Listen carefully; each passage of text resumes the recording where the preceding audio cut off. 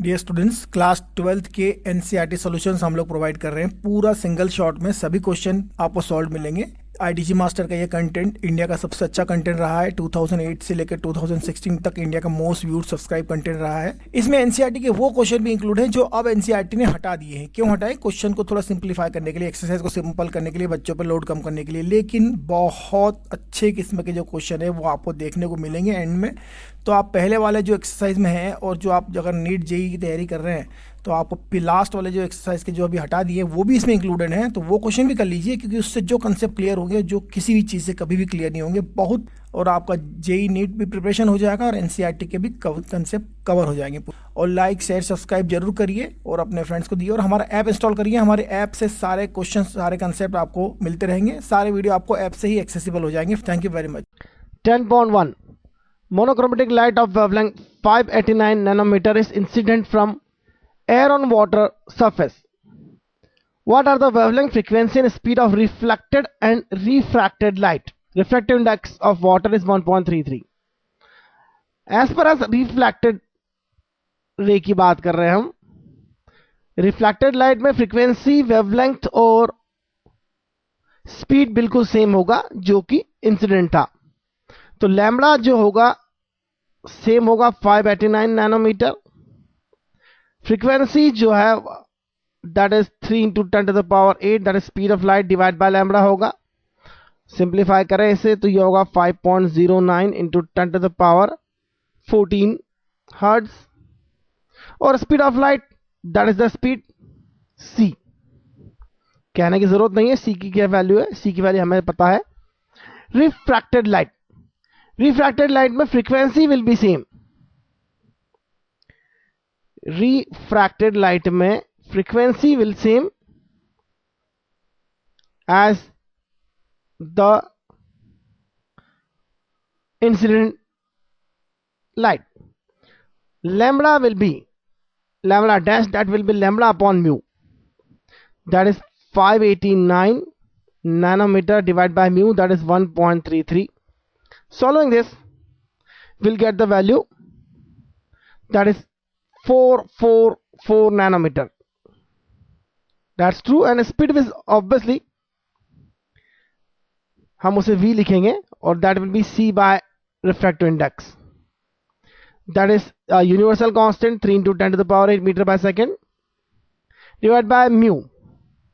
Mu is 1.33. Solving this is 0.26 10⁸8 meter per second. So these are the answers. Very simple. 10.2 What is the shape of wavefront in each of the following cases?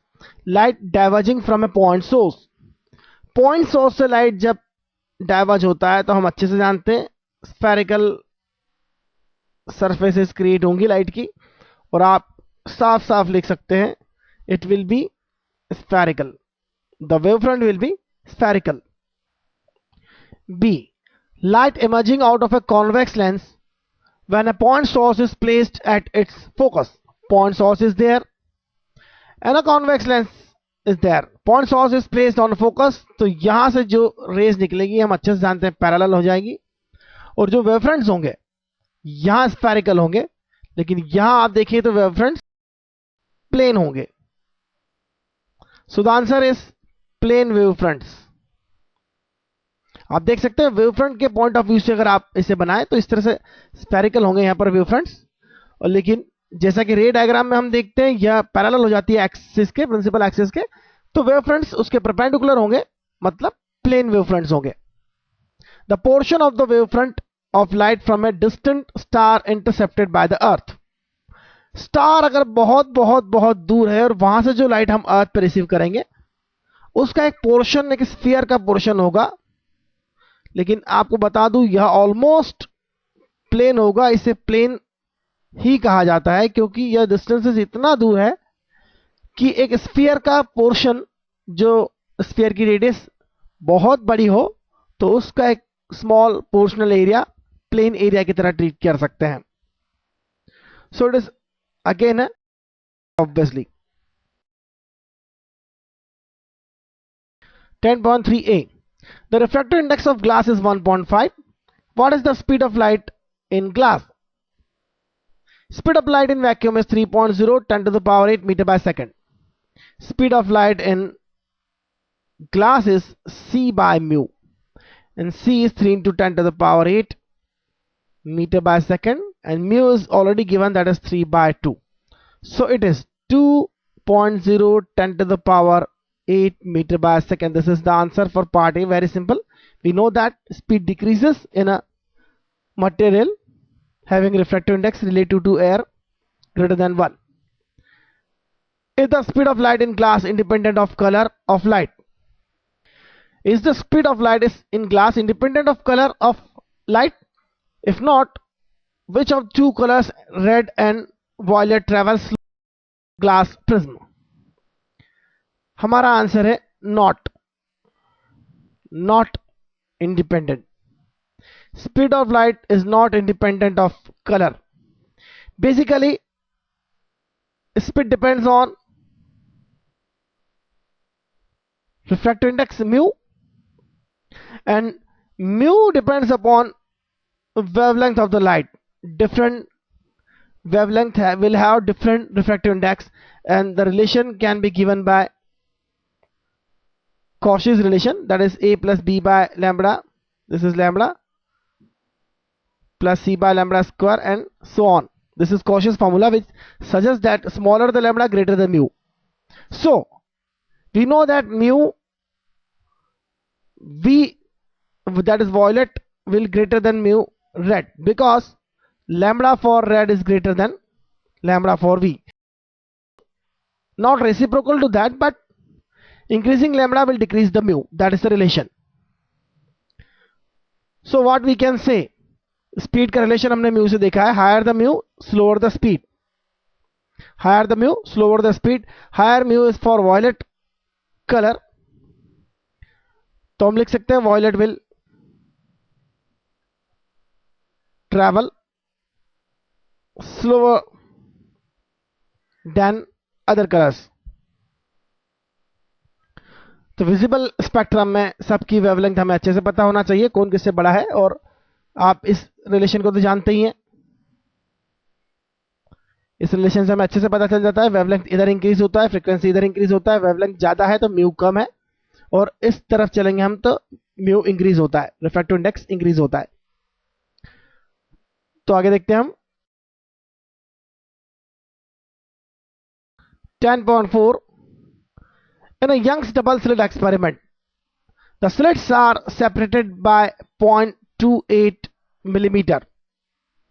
That is, D is 0.28 millimeter, and a screen is placed 1.4 meter away, and capital D is 1.4 meter.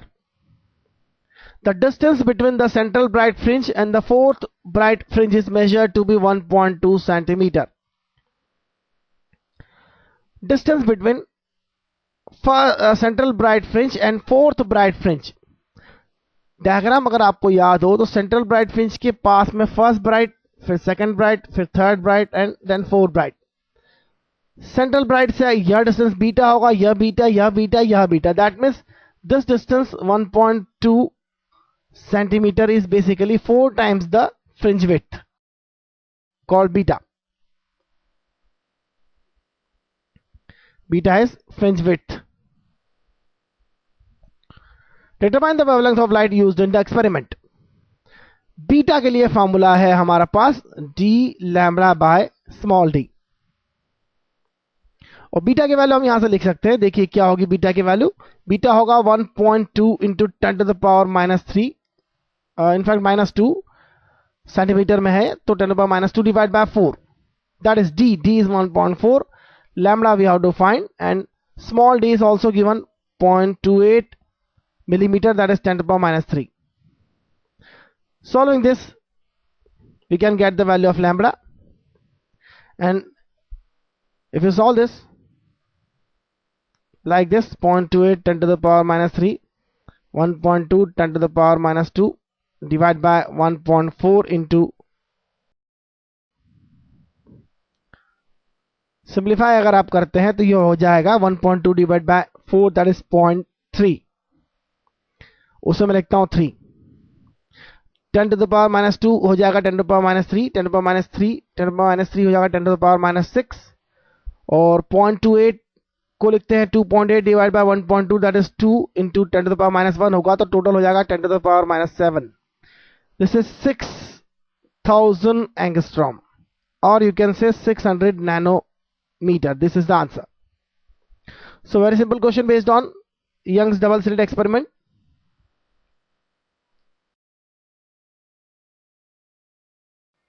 (10.5) In Young's double slit experiment using monochromatic light of wavelength lambda, the intensity of light at a point on the screen where path difference is lambda is k units.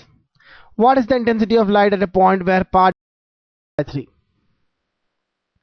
Monochromatic light use कर रहे हैं हम, और wavelength is lambda. किसी point पर जहां path difference lambda है वहां के यूनिट इंटेंसिटी है. That means intensity max is given as K. और एक बात हमें पता होना चाहिए, what is intensity in the Young's double slit experiment.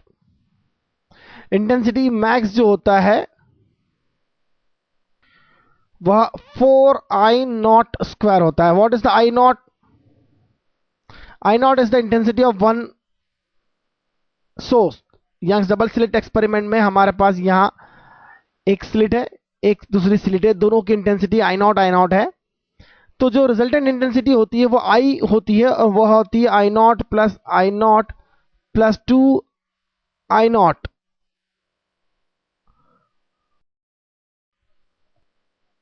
phi is phase difference. तो रिजल्टेंट इंटेंसिटी I मैक्स कब होता है? जब phi होता है आपका 0. दैट मीन्स 0 या 2π. अगर 2π भी होता है तो भी इंटेंसिटी मैक्सिमम होगी. तो यहां हम लिख सकते हैं for phi is equal to 2π, cos 2π is 0. So it is cos 2π is equal to cos 0, and that is equal to cos 0, that is 1. So it is 1. Cos 2π is now 1. 2I0, 4I0 is the answer. But what we want to find? We want to find intensity when phase difference is phase difference we have to calculate from the path difference. Phase difference is equal to path difference divided by lambda into 2π. Calculate करेंगे. Path difference already given है. Lambda by 3 के लिए phase difference calculate करना है. Lambda by 3 upon lambda into 2π, that is 2π by 3. तो cos 2π by 3 की value substitute करना होगी आपको यहां पर. अगर I डैश फाइंड करना है तो ये हो जाएगा I0 plus 2I0 cos 2π by 3. That we require. हमें पाथ डिफरेंस लैम्बडा बाय 3 के लिए अगर इंटेंसिटी फाइंड करना है तो उससे आप फेज डिफरेंस में कन्वर्ट करिए, फेज डिफरेंस फाइंड करिए, फेज डिफरेंस सब्स्टिट्यूट कर देंगे. 2π बाय 3 दैट इज 120 डिग्री, और cos 120 होता है -1/2. cos 120 हो जाएगा -1/2. तो आप देख सकते हैं क्या हो जाएगा. I0 plus 2I0 into -1/2. 2 से 2 not, that is simply I0. 2 से 2 cancel, this is minus I0, एक I0 cancel हो जाएगा, that is simply I0, that is what? K by 4. I0 नहीं लिखना था मुझे यहाँ पे, सिर्फ I0 होगा, I0 स्क्वायर नहीं होगा, that is simply K by 4. तो I max is I0 4I0 basically. Amplitude का स्क्वायर के प्रोपोर्शनल होता है इंटेंसिटी. तो I0 जो होता है वो एम्पलीट्यूड के स्क्वायर के प्रोपोर्शनल होता है, इसलिए यह गलती से स्क्वायर लिख दिया हमने, लेकिन करेक्शन कर लें वही बड़ी बात है. सो I dash is I0 is equal to K by 4. This is the answer. No problem.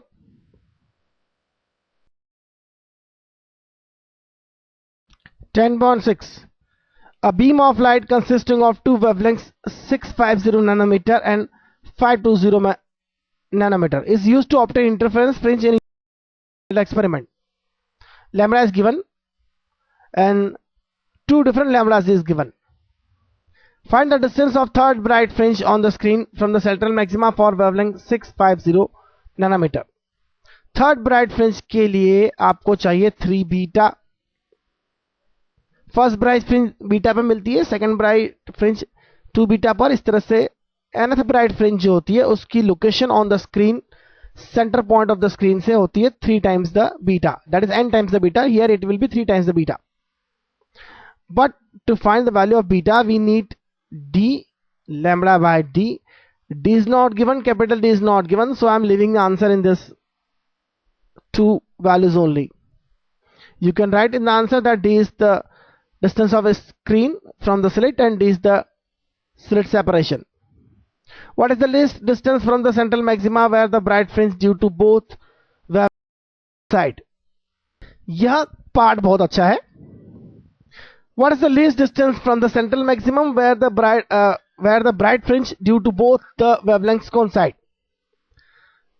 छोटी सी बात है, पहले आप सोचिए, अगर बीटा जो है वह 650 के कारण है और बीटा डैश जो है वह 520 नैनोमीटर वाली वेवलेंथ के कारण है.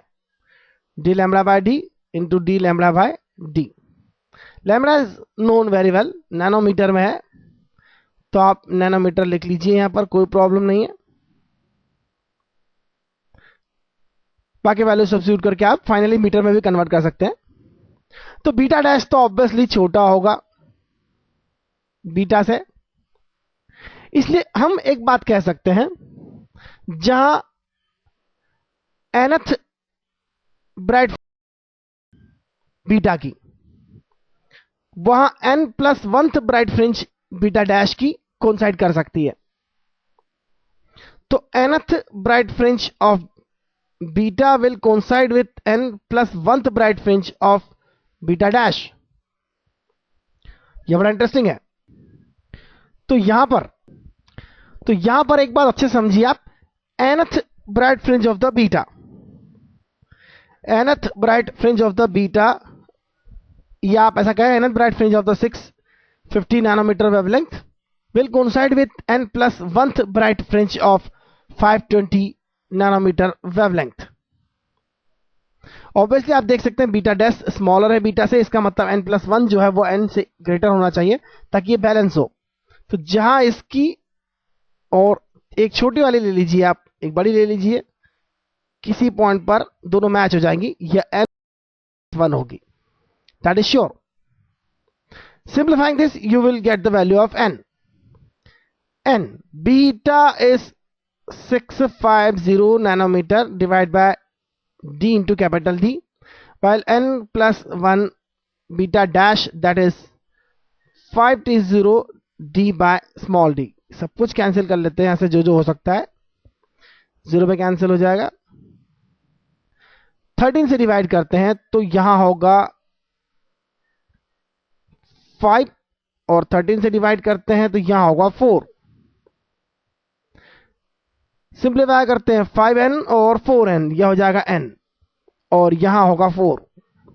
इस n4 की हेल्प से आप आगे कैलकुलेशंस कर सकते हैं, लेकिन आपके पास d और कैपिटल D और स्मॉल d क्वेश्चन में गिवन नहीं है, इसे आप नहीं सॉल्व कर सकते.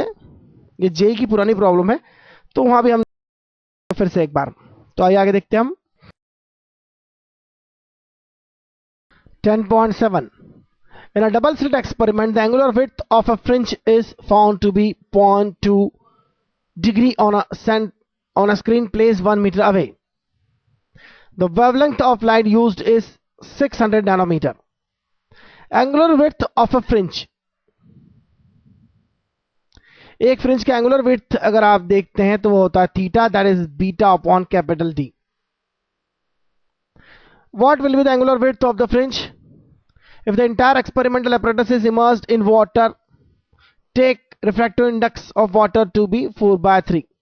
एक पूरी फ्रिंज की बात करें तो बीटा बाय डी होता है, और पर्टिकुलर नंबर की फ्रिंज की बात कर रहे हैं यदि आप, तो पर्टिकुलर नंबर की फ्रिंज के लिए अगर यह थीटा है तो यहां थीटा जो होगा वो इस तरह से x बाय डी होगा सकते हैं. लेकिन जो भी होगा x भी होगा तो वो ब्राइट फ्रिंज के लिए होगा तो वो n टाइम्स द बीटा होगा, whatever it is, beta theta is proportional to beta. कोई सी बात भी कहें, पर्टिकुलर फ्रिंज की बात हो रही है या पर्टिकुलर नंबर फ्रिंज की बात हो रही है या सिर्फ एक फ्रिंज की विड्थ की बात कर रहे हैं, तो सिर्फ एक फ्रिंज की विड्थ की बात करें तो बीटा बाई डी, और किसी पर्टिकुलर फ्रिंज की बात करें तो एक्स बाई डी होगा, उसकी लोकेशन की बात करें तो ठीक है, मेरे ख्याल से यह है। और theta is proportional to beta, और beta is obviously D lambda by small D, that means beta is proportional to lambda, और lambda is proportional to lambda upon mu if medium is changed. So theta is proportional to 1 upon the mu, that means आपका जो theta dash होगा वह 0.2 degree divide by the mu होगा। Lambda dash lambda by mu calculate करते हैं, उसी तरह से थीटा डैश जो होगा 0.2 अपॉन म्यू होगा। बहुत ही सिंपल हो गया आपका answer, that is 0.15 degree. This is the answer, very simple. 10.8 What is the Brewster's angle for air to glass transition? Refractive index of glass is 1.5. Brewster's angle is theta, that is tan inverse of mu, क्योंकि हमें mu पता है, that is tan of theta, where theta is the Brewster's angle. It is also said mu is tan IP. Theta is also called IP. तो बड़ी interesting calculation है यहाँ पर, tan inverse 1.5, that is the angle and that will 0.3 degree. Simplify करेंगे आप calculator से तो आपको मिलेगा, टेबल देख के पता करेंगे इसकी वैल्यू, 56.3 इज द आंसर।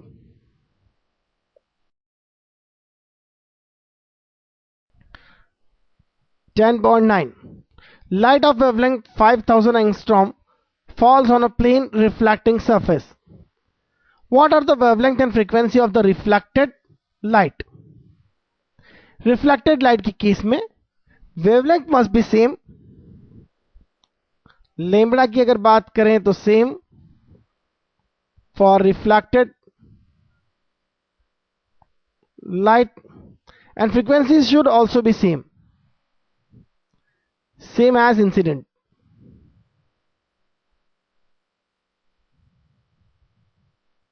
तो कुछ कहने की जरूरत नहीं है, लैम्बडा जो होगा 5000 एंगस्ट्रॉम होगा, फ्रीक्वेंसी होता है c by lambda, that is 3 into 10 to the power 8 upon lambda, that is 5000 angstrom. Simplifying this you will get 6 into 10 to the power 14 hertz.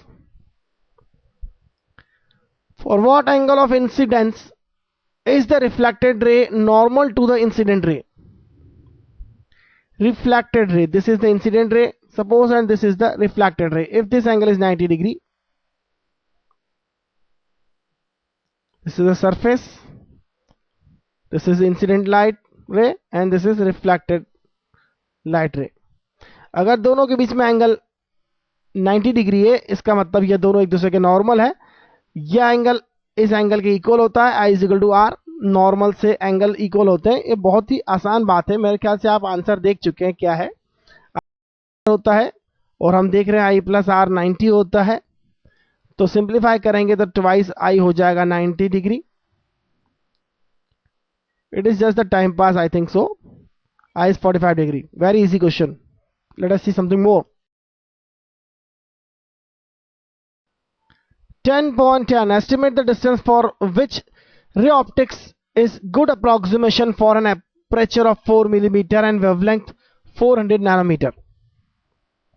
This is given as ZF by the Fresnel, and it is aperture square by lambda, aperture square, that is 4 millimeter square, divided by lambda, that is 400 10 to the power minus 10, 400 nanometer.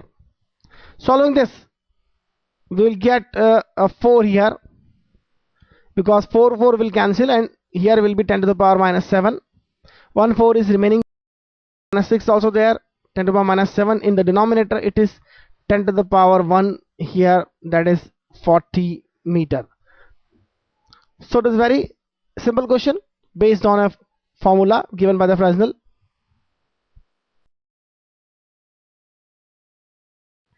(10.11) The 656 angstrom H alpha line emitted by hydrogen in a star is found to be redshifted by 15 angstrom.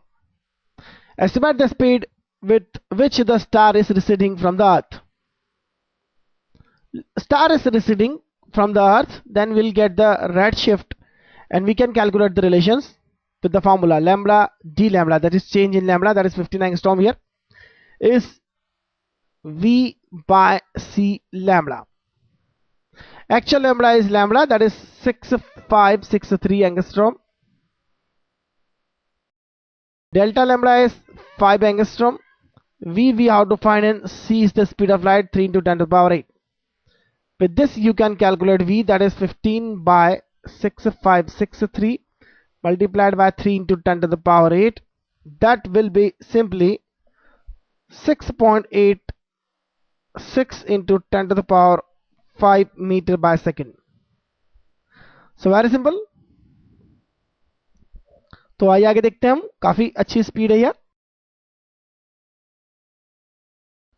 10.12 Explain how corpuscular theory predicts the speed of light in a medium, say water, to be greater than the speed of light in vacuum. Is the prediction confirmed by experimental determination of speed of light in water? If not, which alternative picture of light is consistent with the experiment? Corpuscular theory के according अगर हम light किस तरह से increase होता था, Newton को यह तो पता था कि लाइट जब अंदर जाता है तो वो नॉर्मल की डायरेक्शन में मुड़ता है, इसलिए उन्होंने कहा था जो लाइट बाहर सी स्पीड से ट्रेवल कर रहा है अंदर वी स्पीड से ट्रेवल करता है. इसका मतलब यह होता है कि लाइट को सरफेस की नॉर्मल डायरेक्शन में अट्रैक्शन मिलता है. मतलब light is made with particles और पार्टिकल्स को अट्रैक्शन मिलता है इस डायरेक्शन में, तो उसके दो वेलोसिटी कंपोनेंट हो जाएंगे, एक तो यहां इस डायरेक्शन में, एक इस डायरेक्शन में. और इधर अट्रैक्शन के कारण पाथ जो है आप देख सकते हैं, पाथ जो है वो नॉर्मल की तरफ शिफ्ट हो जाता है, जो कि हम भी देख सकते हैं नॉर्मली. तो जो कंपोनेंट है वेलोसिटी का सरफेस के परपेंडिकुलर है वह चेंज नहीं होगा, लेकिन सरफेस के पैरेलल जो कंपोनेंट है वह इंक्रीज हो जाएगा, इसलिए overall speed of light is increased.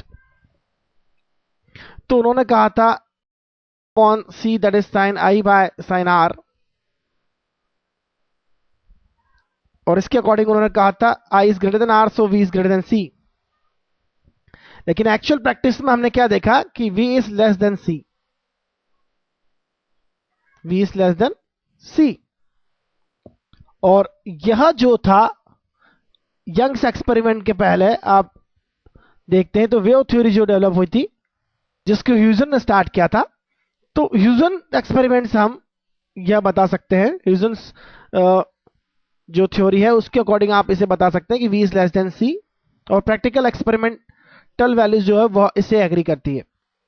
तो ह्यूजन ने जब बताया था कि स्पीड लेस होती है और light is made with waves, Young's experiment में यह क्लियर हुआ था, तो उनकी बात को कोई मानने को तैयार नहीं था. थ्योरी में मैंने बताया ये बात.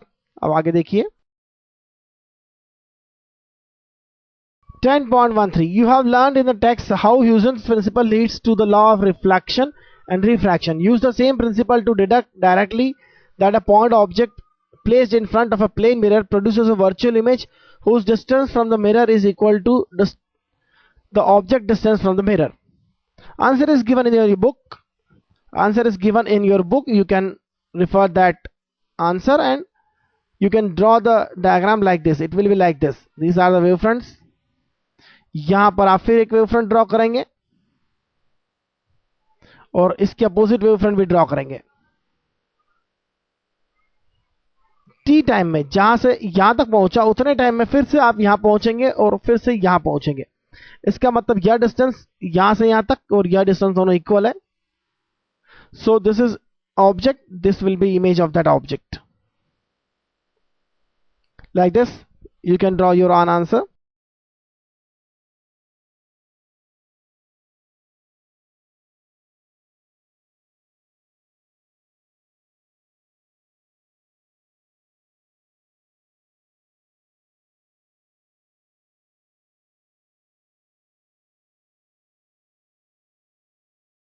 or observer. Wavelength of the light, intensity of the wave. Which of these factors, if any, does the speed of light in vacuum? The speed of light in a medium, say glass or water, depend. If any does depend, the speed of light in vacuum, the speed of light in vacuum की अगर बात करें तो यह एक universal constant है.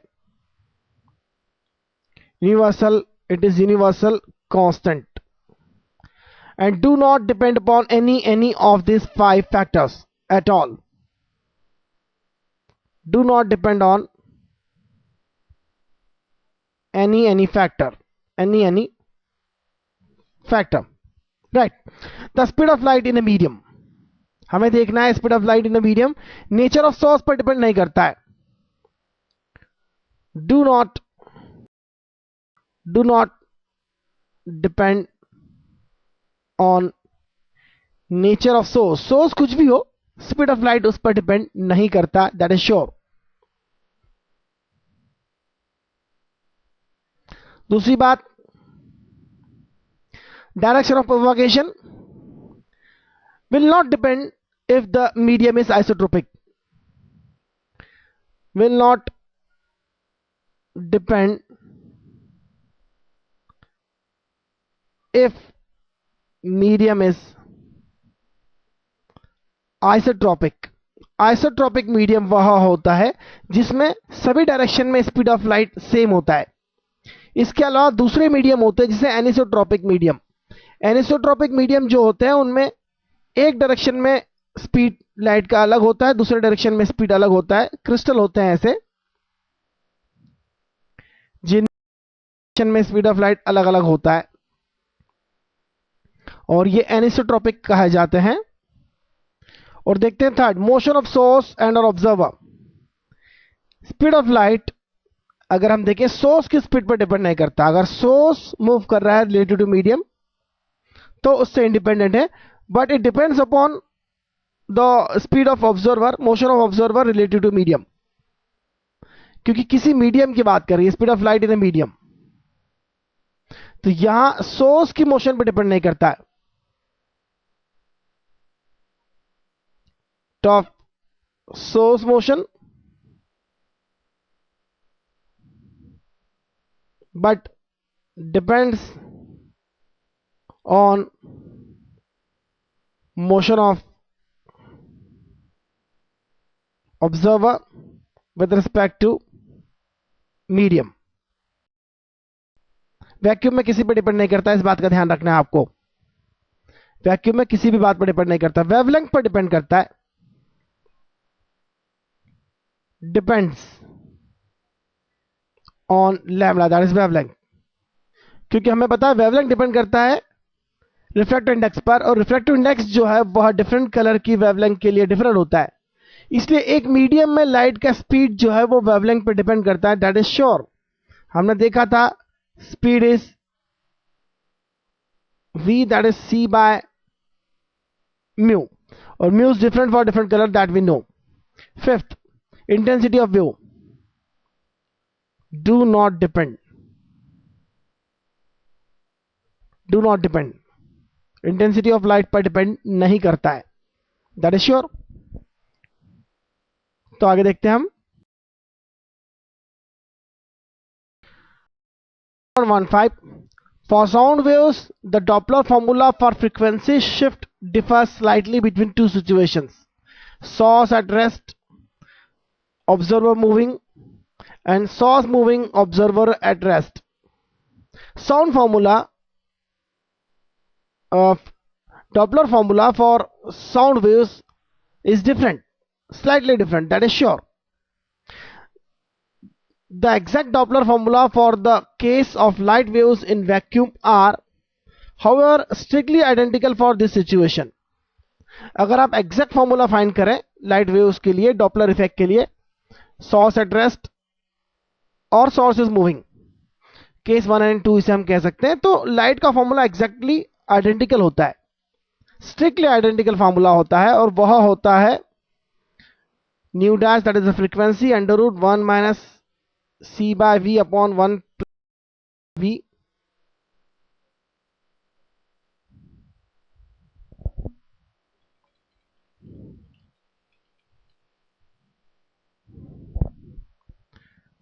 1 plus v by c, that is the speed, 1 minus speed by c, and v is relative.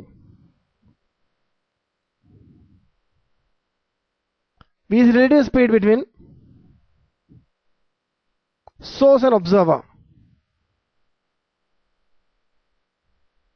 For you can use this relation for both the condition 1 and 2, because v is always a relative speed between source and observer in case of Doppler effect in light. तो strictly दोनों के लिए same होगा. v कम, अगर आप relative motion अगर आपका positive है तो आप यहां पॉजिटिव लेंगे, अगर से तो यहाँ नेगेटिव लेंगे, और फिर यहाँ नेगेटिव की जगह पॉजिटिव होगा, क्योंकि v की वैल्यू पॉजिटिव नेगेटिव दोनों हो सकता है.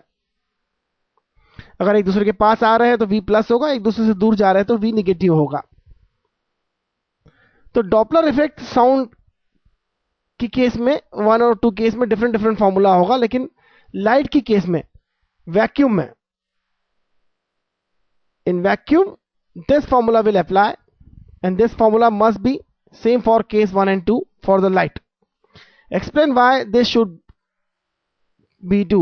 Would you expect the formulas to be strictly identical for 2 situation in case of light traveling medium? किसी मीडियम में अगर लाइट ट्रेवल कर रहा है तो we will expect 2 different formulas. The situation will not be same. किसी medium में अगर लाइट ट्रेवल कर रहा है तो वहां situation will change and we'll get different formula for like the formulas for sound. तो फॉर्मूला चेंज हो जाएंगे. हालांकि हम वो सिलेबस में नहीं पढ़ते हैं, बिल्कुल भी नहीं पढ़ते हैं. हम केवल वैक्यूम में डॉपलर इफेक्ट पढ़ते हैं, जिसे रिलेटिविस्टिक डॉपलर इफेक्ट कहा जाता है. It is called relativistic Doppler effect. This is called relativistic Doppler effect. That is relativistic, आपके आइंस्टीन का फॉर्म वर्ड है रिलेटिविस्टिक डॉपलर इफेक्ट. जबकि मीडियम में इट विल चेंज. तो हम कह सकते हैं yes for medium, yes for medium Doppler effect formula will be different for case 1 and 2. That is sure. 10.16. In double slit experiment using light of wavelength 600 nanometer, the angular width of a fringe formed on a distant screen is 0.1 degree. What is the spacing between 2 slits? सबसे पहले हमें यह देखना है कि what is the angular width. Angular width is basically theta and radians में होना चाहिए थीटा. ये इस बात का आपको ध्यान रखना चाहिए. और यह होगा बीटा अपॉन डी. और we know that beta is D lambda by D. Dividing by D, it is simply lambda by D. It is very easy to understand this idea. This is a fringe, that is a bright fringe and a dark fringe, that is beta. And this is D, capital D in fact. So this angle is arc upon radius, that is beta capital D. So it is lambda upon small d. You have to convert this value in radians. So 0.1 degree divided by 180 degree into pi. This will be the actual value for theta, that must be equal to lambda upon d. We have to find small d, that is the spacing between the 2 slits. It will be lambda, that is 600 nanometer divided by this value, that is 0.1 into pi into 180. On calculating this, this will be 3.4 into 10 to the power minus 4 meter. So it is very simple, that is 0.34 millimeter. So this is the answer.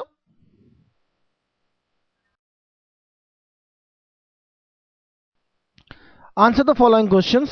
10.17. Answer the following questions. In a single slit diffraction experiment, the width of the slit is made double the original width. How does this affect the size and intensity of the central diffraction band? Central diffraction band का जो angular width है वह proportional होता है lambda upon T. साफ देख रहे हैं, if D is double size will become half, size will become half. Intensity के लिए हमने फॉर्मूला डिस्कस नहीं किए हैं ज्यादा, लेकिन इंटेंसिटी विल बिकम 4 टाइम्स। बी देखते हैं, in what way is diffraction from each slit related to the interference pattern in a double slit experiment.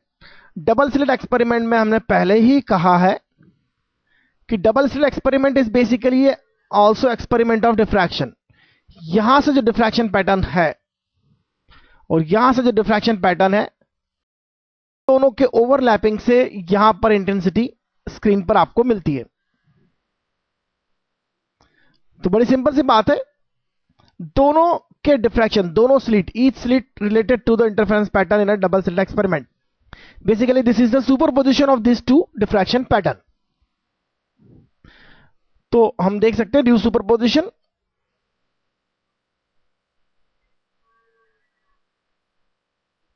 of diffraction pattern.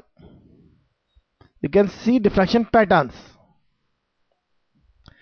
When a tiny circular obstacle is placed in path of light from a distant source, a bright spot is seen at the center of shadow of the obstacle. Explain why. जब external source से light आता है बहुत दूर से, जैसे सन से light आता है, और आप अपना हाथ अगर उसके रास्ते में लगा देते, it is just a tiny obstacle, circular नहीं है, लेकिन आप सर्कुलर ऑब्स्टेकल लगा के देखिए तो आपको क्या मिलेगा। आपको इसकी शेडो में सेंटर पर एक ब्राइटनेस मिलेगी। That is due to central maxima of the diffraction pattern by circular aperture. You can say circular obstacle, not the aperture exactly. So that is the due diffraction. This is the answer. Detail में आपकी book में answer लिखा है, उसे आप देख सकते हैं। ये डिफ्रैक्शन के कारण होता है, और यह शैडो जो है ज्योमेट्रिकल शैडो नहीं होती है, ये एक प्रकार से इंटेंसिटी का वेरिएशन होता है। यहाँ पर सेंटर पर मैक्सिमम और साइड में उसके अलावा ज्योमेट्रिकल शैडो से बाहर भी आपको थोड़ा सा लाइट देखने को मिलेगा। तो आगे देखते हैं हम। Two students are separated by 7 meters partition 10 meter high. If both light and sound waves can bend around obstacles, how is that the students are unable to see each other even though they can converse easily? Diffraction की theory में हमने देखा था कि sound wave जो होता है वो इजीली एक कमरे से दूसरे कमरे में चला जाता है, क्योंकि साउंड वेव्स की जो वेवलेंथ होती है वह ऑब्स्टेकल की वेवलेंथ के इक्विवेलेंट होती है। लेकिन लाइट रे इतना बड़ा डिफ्रैक्शन नहीं कर सकती, क्योंकि ऑब्स्टेकल का साइज जो है, वेवलेंथ का साइज लाइट वेव का साइज है उसके कंपैरिजन में बहुत बड़ा है। तो diffraction is more when size of obstacle is nearly the size of wavelength of the wave. Ray optics is based on the assumption that light travels in a straight line.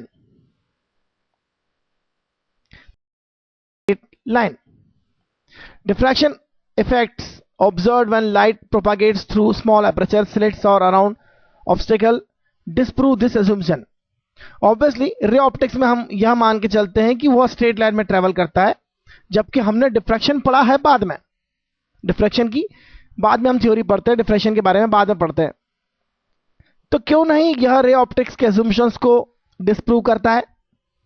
Yet the ray optics assumption is so commonly used in understanding location and several other properties of image in optical instruments. What is justification?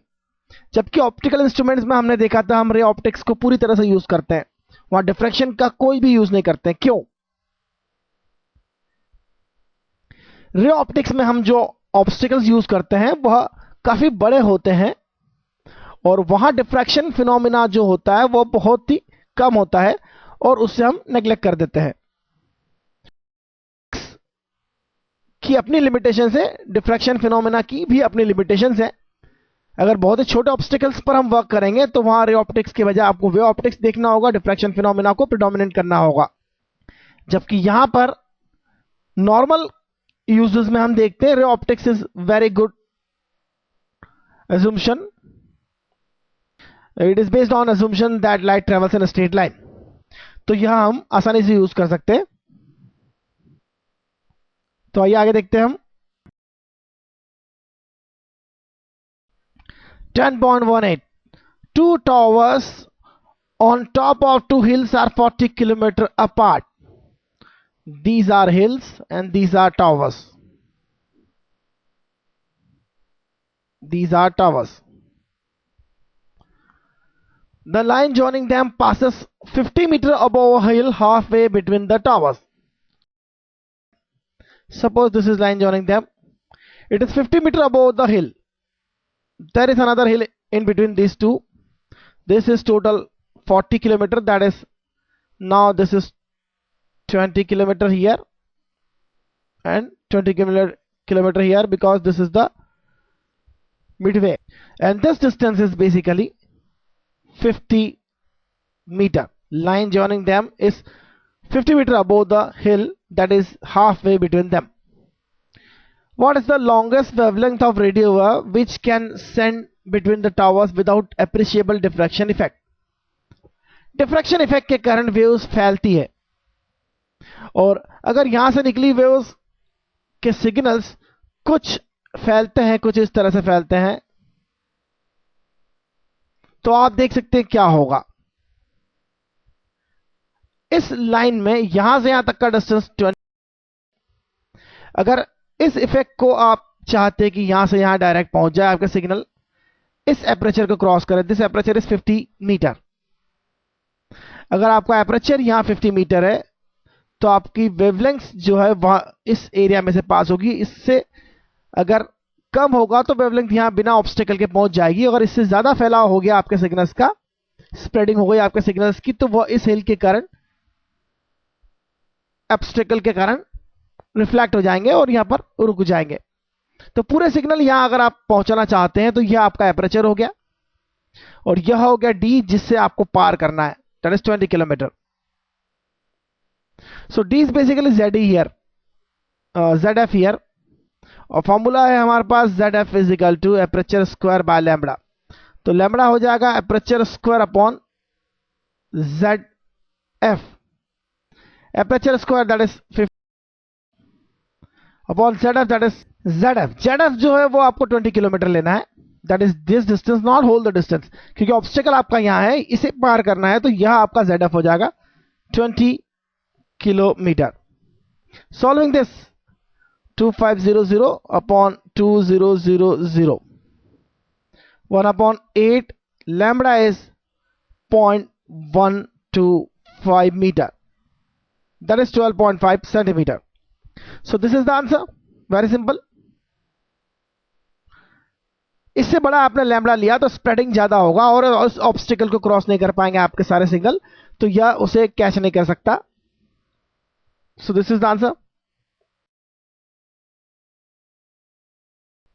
10.19 A parallel beam of light of wavelength 500 nanometer falls on a narrow slit and the resulting diffraction pattern is observed on a screen 1 meter.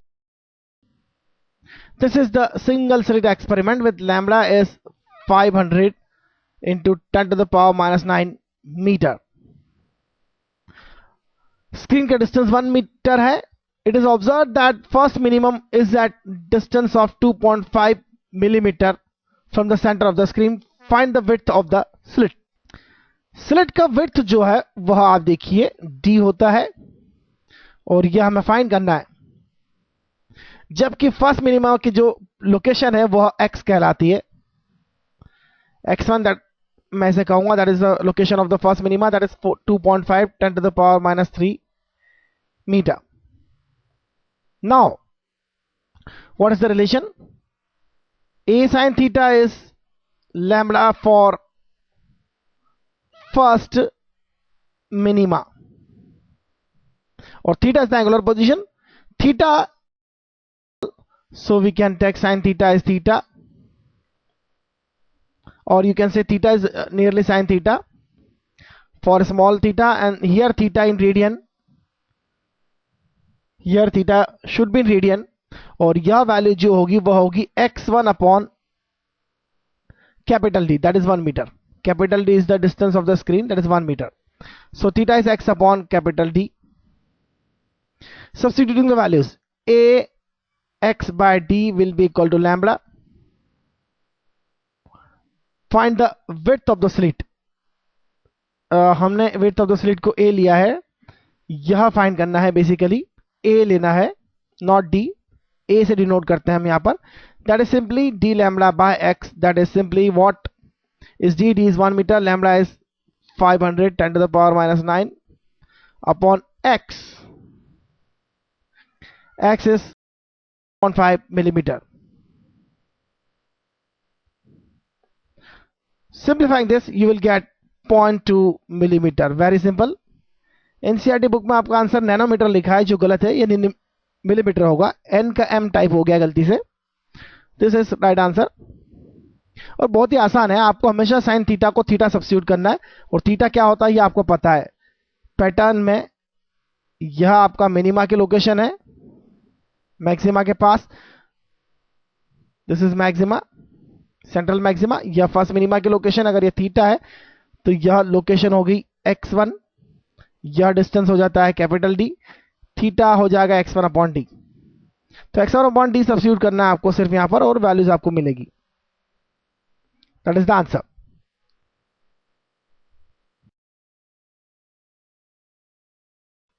Answer the following questions.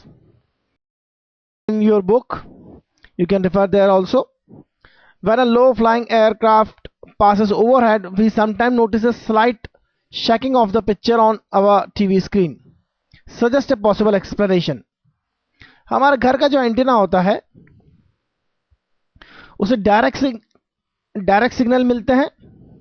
उसके अलावा अगर आपके घर के ऊपर से कोई aeroplane move करके जा रहा है तो उससे रिफ्लेक्टेड वीक सिग्नल भी आपको मिलेंगे, और दोनों का इंटरफेरेंस होगा, और इससे आपके घर के एंटीना पर मिलने वाला सिग्नल्स कुछ कम ज्यादा होंगे, और उससे आपकी जो पिक्चर है वह स्लाइड शेकिंग करेगी, क्योंकि picture quality definitely depends upon the strength of the signals. That is true. As you have learned in text, the principle of linear superposition of wavelength is basic to understand intensity distribution in diffraction and interference patterns. What is the justification of this principle? Basically, लिखते हैं वो y is y1 plus y2 लिखते हैं, और यह जो है amplitudes हैं कंपोनेंट वेव्स का, और यह उनका रिजल्टेंट डिस्प्लेसमेंट है. इनकी जो डिफरेंशियल इक्वेशन होती है वह भी सिमिलर होती है, और जिसका सॉल्यूशन जो है वो लीनियर प्रॉपर्टी रखता है. देख सकते हैं आप यहां, there is a linear property of the values, so we can add them. ये सिंपल हार्मोनिक मोशंस होती है, उनकी लीनियर इक्वेशन हम देखते हैं, और इस तरह से आप इसे बुक में भी देख सकते हैं आपका आंसर इसका. तो आइए आगे देखते हैं हम. 10.21 In deriving the single slit diffraction pattern, it was stated that intensity is zero at angles n lambda by a. Yes, single slit diffraction pattern में हमने कहा था कि पर्टिकुलर एंगल थीटा पर, अगर यहां से करते हैं, यह एंगल थीटा है, थीटा एंगल पर अगर मिनिमा है तो हम इसे लिखते हैं a sin theta is n lambda. Theta is nearly theta when theta is small, तो इस थीटा को हम लिख सकते हैं n lambda by a. That is true. Justify this by suitably dividing the slit to bring out the cancellation. लेकिन अगर आपकी स्लिट जो है n lambda के बजाय आप इसे डिवाइड करते हैं, थीटा को लिखते हैं lambda upon a by n, तो यहां आप देख सकते हैं कुछ इस तरह से. यहां एक स्लिट, अगर सपोज हमारा n यहां पर 4 है, that means slit is divided in n parts, और every part is a new slit that will send zero intensity here, because in first minima में हम देखते हैं यहां से और यहां से जाने वाली वेव डिस्ट्रक्टिव इंटरफेरेंस करती है, लेकिन सेकेंड मिनिमा वाली केस में यहां से और यहां से पहुंचने वाली वेव्स डिस्ट्रक्टिव इंटरफेरेंस करती है, उसी तरह से यहाँ की वेव्स भी डिस्ट्रक्टिव इंटरफेरेंस करती है, एंड सो ऑन। तो अगर मैं nth की बात करता हूं तो यहां a/n जो है वो एक स्मॉलर स्लिट हो गया है, और सिर्फ इस स्मॉलर स्लिट के कारण भी इस पर्टिकुलर एंगल थीटा पर आपको जीरो इंटेंसिटी मिलेगा। That will be the first minima for this slit. Similarly, first minimum of the slit will be here. Similarly, first minimum of the slit will be here. Similarly, first minimum of the slit will be here. All the four will send zero intensity. So there will be a minima. लेकिन इसके पहले actually अगर पूरा slit लेते हैं आप जिसकी width a है, तो यह आप फोर्थ मिनिमा। लेकिन यह सब कुछ बहुत ही अप्रोक्सीमेट है, बहुत ही अप्रोक्सीमेट है, everything is approximate. Diffraction pattern को एनालाइज करना काफी मुश्किल है, सब कुछ अप्रोक्सीमेट ही करते हैं हम। तो कंप्यूटर मॉडल से करें तो ज्यादा अच्छा रहेगा। आप सीखिए इसे और कंप्यूटर मॉडल बनाइए इसका, तब आपको बहुत ही अच्छा लगेगा। तो आगे देखते हैं हम।